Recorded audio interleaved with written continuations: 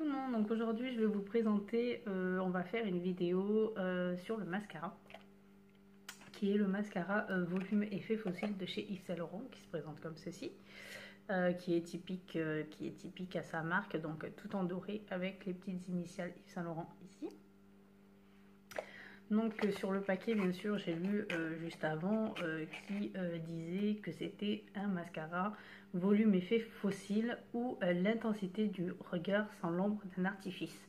Donc on va voir s'il tient vraiment ses promesses. Ensuite ils recommandent même appliquer le mascara sur les deux yeux sans recharger la brosse et nettoyer la brosse avec un mouchoir en papier sec une fois par semaine.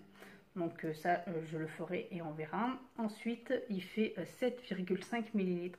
Donc c'est vraiment petit pour un mascara de luxe, surtout pour le prix, parce que tous les mascaras de luxe tournent autour des 32 €. Voilà, celui de chez Dior fait 9 ml. Donc du coup, celui de Yves Saint Laurent va durer beaucoup moins longtemps. J'ai pu lire sur lui que certaines, ça avait duré à peine 2 mois. Donc pour 2 mois, ça fait vraiment un gros budget. Pour un mascara, ça fait un gros budget, il faut le dire. Je l'ai acheté sur Beauté Futé, une vingtaine d'euros en état neuf.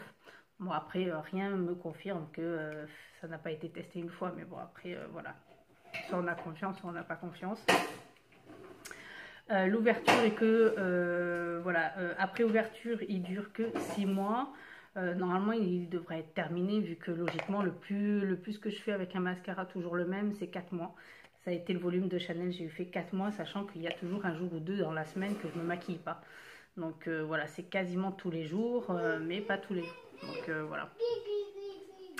À tester, je vais faire cet œil, comme ça vous verrez parfaitement la différence entre les deux. Voilà, tout compte fait, je vais faire celui-ci, comme ça on verra mieux avec la lumière et voilà, on verra mieux. De toute façon, mes cils sont toujours pareils, pas trop recourbés, pas trop raides, pas trop courts, pas trop longs. Ils se voient quasiment pas beaucoup, hein. Ils se voient vraiment pas beaucoup, donc je vais commencer tout de suite. La brosse est toujours la brosse que je n'aime pas, c'est le style de brosse que je n'aime pas. Voilà, je préfère les brosses en caoutchouc que celle-ci. Je trouve qu'avec les brosses en caoutchouc, on travaille beaucoup plus facilement le cil. Donc voilà, donc je vais tester tout de suite et on va voir dès la première couche.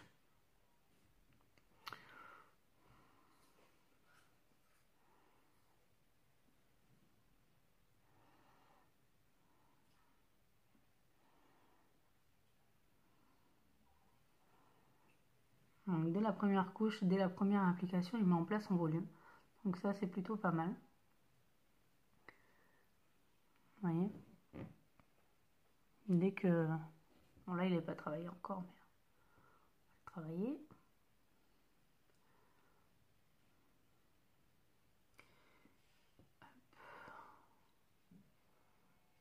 Donc on aurait tendance à en mettre un petit peu partout. Il faut faire attention.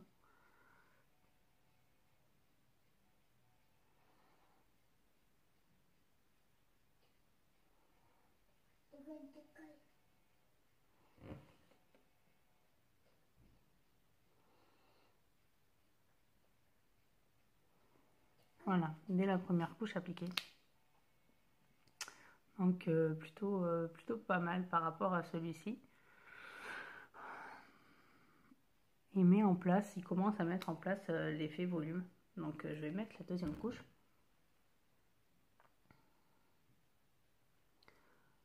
Par contre, il faut vraiment faire attention parce qu'on peut facilement en mettre partout au niveau des coins en fait.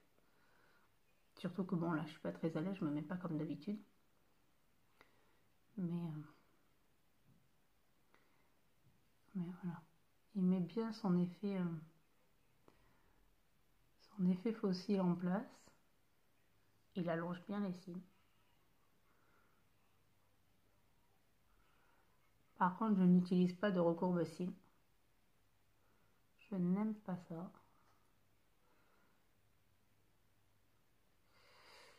Du coup, pour celles qui me suivent, elles savent que normalement, je devais acheter le Marc Jacob, hein, le Velvet.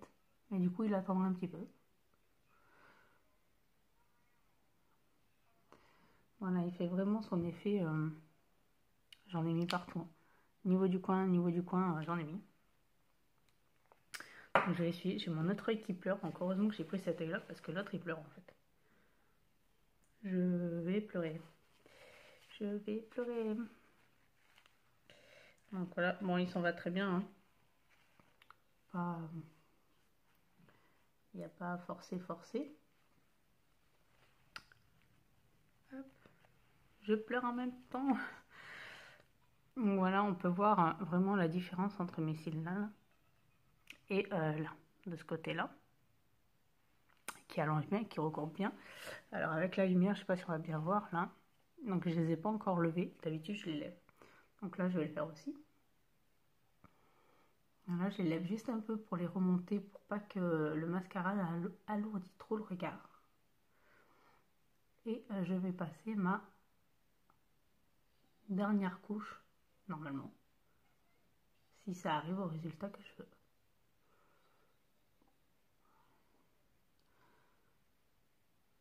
Qu'il a l'air de bien tenir ses promesses. Mais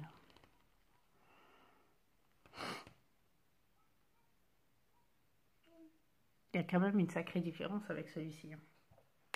Là, franchement, il n'y a rien à dire. Une dernière petite couche. Pour bien rafistoler tout ça.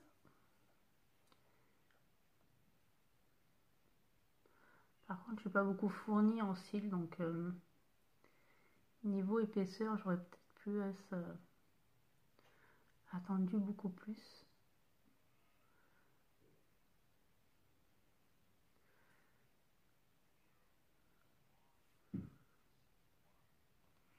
Il n'y a vraiment pas trop à se plaindre, franchement.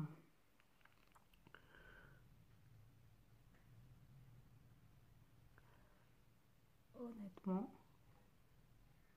Donc voilà, le petit bilan de la première impression, c'est qu'il fait très bien son travail. Donc on voit bien toujours la différence entre les deux. Par contre, je m'attendais un peu plus de volume de sa part, surtout au niveau des racines, pour celles qui sont pas très fournies en cils, un peu comme moi. Je pense que son point faible sera au niveau de l'application, qu'il faut y aller vraiment doucement. Et niveau prix pour la quantité, je trouve que ça fait un peu cher, justement, malgré que ce soit du luxe. 7,5 ml pour un mascara qui tourne autour des 32 €. Je pense que petit bémol, surtout si on le compare aux autres qui font 9 ml. Donc voilà, vaut mieux, on se demande, voilà. Après, chacun fait ce qu'il veut. En tout cas, il tient bien ses promesses. Il y a de la longueur, il y a de l'épaisseur, la couleur est intense. Donc voilà, on voit bien la différence entre les deux. Sachant que je n'ai pas des cils extraordinaires. Donc voilà, il fait très bien son travail. Et sur ce, je vais vous laisser et je vous en parlerai dès que je l'aurai fini. Voilà, bonne journée, à bientôt. Bye bye.